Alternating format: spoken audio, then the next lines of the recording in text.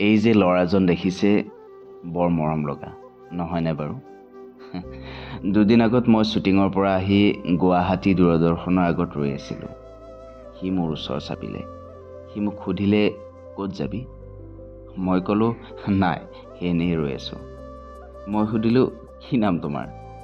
সি মোক উত্তৰটো দি প্ৰশ্ন কৰিলে, তোমাৰ নাম কি? ময়ো তাক উত্তৰটো দিলোঁ। সি মোক সুধিলে, ফ্ৰেণ্ড আছে? মই ক'লোঁ, আছে, বহুত আছে। সি মোক ক'লে, মোৰো আছে, কিন্তু এজন। মই সুধিলোঁ, তুমি যে ইয়াত অকলে অকলে, মা দেউতা ক'ত? সি মোক মুখে একো নক'লে। মই ষ্টপ হৈ গ'লোঁ। মই সুধিলোঁ, কিবা খাবা? সি একেবাৰে ক'লে, নাই নেখাওঁ। তথাপিও মই কেক এটা আনি দিলোঁ, কিন্তু নেখালে মানে নল'লেই।